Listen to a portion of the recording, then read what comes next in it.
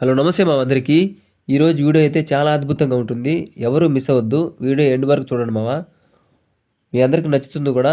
మీ అందరూ చూసి ఈ వీడియో కూడా షేర్ చేయాలనుకున్నాను. ఎందుకంటే మన చుట్టుపక్కల ఉన్న ప్రదేశాల్లో మనం పంచుకోకపోతే ఇంకెవరు పంచుకుంటారు మావా. అందుకనే ఈ వీడియో అయితే చేస్తున్నాను మావా. మీ అందరికీ చాలా నచ్చుతుంది మామ. ఈరోజు నేను ఒక ప్లేస్కి అయితే వెళ్ళాను. అక్కడ అడవి ఉందని, అక్కడ అడవిలో ఆంజనేయ స్వామి కొలువై ఉన్నాడని, ఆయన దగ్గర భక్తుల కోసం అక్కడ రూములు నిర్మించారని, నిత్యం పూజలు జరిగేవని, సపరేట్గా పూజారి ఉండేవాడని మీలో ఎంతమందికి తెలుసు మామ? ఇది ఎక్కడ లొకేషన్ అనుకుంటున్నారా? ఎక్కడో కాదు మామ, మన ఎల్లపల్లి గుట్టపైన అడవిలో ఉన్న ఆంజనేయ స్వామి గురించి మామ నేను చెప్తున్నది. మామ చూడండి మామ, ఆంజనేయ స్వామి ఒకప్పుడు చాలా వైభవంగా జరిగేదంట. ఆంజనేయ స్వామి వారికి కన్నుల పండుగ ఉండేదంట. చూడండి, అక్కడ రూమ్ కట్టించారంటే భక్తులు వచ్చి నైట్ అయితే ఒకవేళ ఇంటికి వెళ్ళలేకపోతే అక్కడే పడుకొని మళ్ళీ పొద్దున్న లేచిపోయేవాళ్ళంట. అంత ఘనంగా జరిగేదంట. ఈ గుడి యొక్క నిర్మాణాన్ని, ఈ ఆంజనేయ స్వామి నిర్మాణానికి కూడా కారణం ఎవరంటే మన చిన్మయారన్న ఆశ్రమ పీఠాధిపతి అయినటువంటి అమ్మగారంట.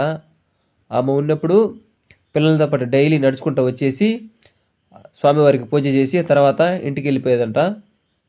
అప్పుడు అంత వైభవంగా జరిగింది. ఇప్పుడు ఎందుకు మరి ఇలా అయిందనేది నాకు తెలియదు మామ. నాకు అసలు ఈ అడవిలో ఆంజనేయ స్వామి ఉన్నాడని, ఇక్కడ పూజలు జరుగుతాయని నాకు తెలియదు అసలే.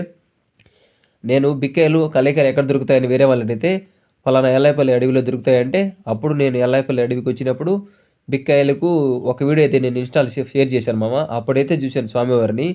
నేను మళ్ళీ అది గుర్తు చేసుకుని, నేను అప్పుడు సరిగా చూడలేకపోయిన స్వామిని అనేసి అది పనిగా గుర్తుపెట్టుకొని 2-3 వారాల తర్వాత మళ్ళీ ఈ రోజు అయితే నేను స్వామి దగ్గరికి వచ్చినాను.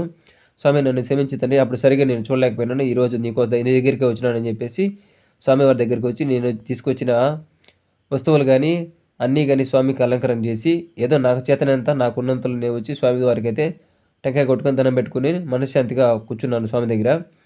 మామ ఇక్కడైతే వాటర్ లేదనేసి కింద నుంచి పైపులు వేసి కొండపైకి నీళ్ళు కూడా తెప్పించారంట అమ్మవారు గారు. ఆ ఆశ్రమం అమ్మవారు గారు చనిపోయిన తర్వాత పూజలు అయితే కరువైనాయని చెప్పి మా ఫ్రెండ్ కూడా చెప్పాడు. అప్పుడు చాలా వైభవంగా జరిగేదంట. సెపరేట్గా స్వామివారికి అయితే ఒక పూజారి కూడా ఉన్నాడంట మామ. చూడండి, లోకల్ వాళ్ళు ఎంతమంది మీరు లోకల్ వాళ్ళు ఇక్కడికి చూసారో చూడాలంటే వచ్చి చూడండి మామ. చాలా అద్భుతంగా ఉంది స్వామివారి అయితే. వీడియో నచ్చితే లైక్ చేయండి, షేర్ చేయండి. తెలియని వారికి ఇంకా పరిచయం చేయండి మా వీడియోని. మన యొక్క ఏరియాని మనం పరిచయం చేసుకోవాలి చుట్టుపక్కల వాళ్ళకి. ఇంకా బయట వాళ్ళకి కూడా వెళ్తే ఇంకా బాగుంటుంది మామ. ఎవరన్నా రావాలనుకుంటే 4:30-5 లోపల వచ్చేయండి. ఎందుకంటే అడవి కాబట్టి. చూడండి మామ అడవి ఎట్లుందో.